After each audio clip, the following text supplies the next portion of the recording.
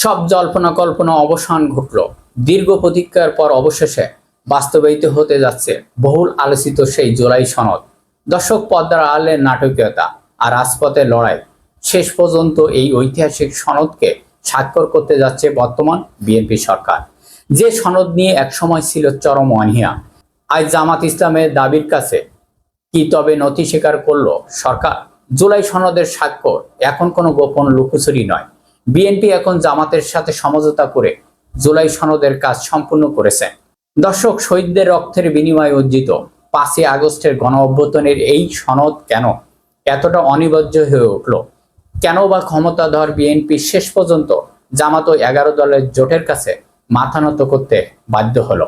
রাজপথ থেকে সংসদ ভবন, পর্দার আড়ালের সেই রোমাঞ্চকর গল্প আজ তুলে ধরব। দর্শক, মনে রাখতে হবে এই সনদ এমনি এমনি আসেনি। এটি কোনো দান নয়, এটি একটি অর্জিত অধিকার।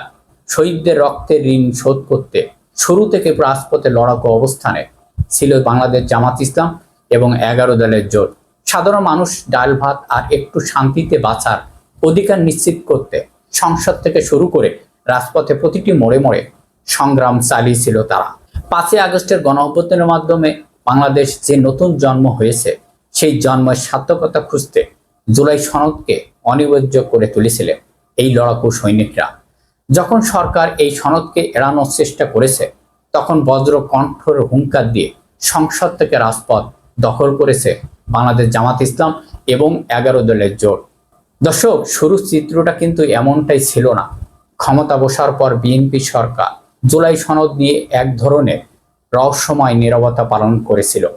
এমনকি সরকারের ভিতরে এমন ইঙ্গিতও আসছিল যে তারা হয়তো এককভাবে দেশ পরিচালনা করতে চায় এবং এই সনদকে পাশ কাটিয়ে যেতে চায়। কিন্তু রাজনীতিতে শেষ বলে কিছু নেই।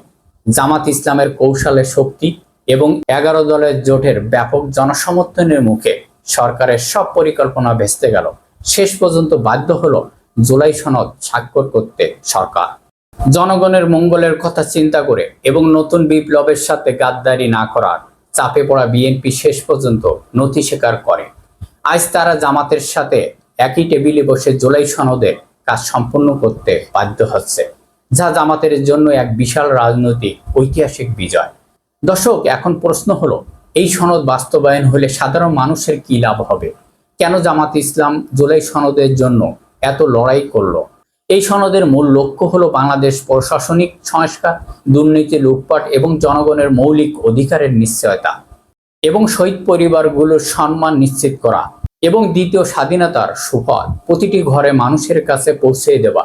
জামাত ইসলাম এবং 11 দলের জোট প্রমাণ করেছে যে তারা কেবল ক্ষমতার রাজনীতি নয়, বরং দেশের মানুষের ভালো থাকার জন্য রাজপথে ছিল এবং আছে।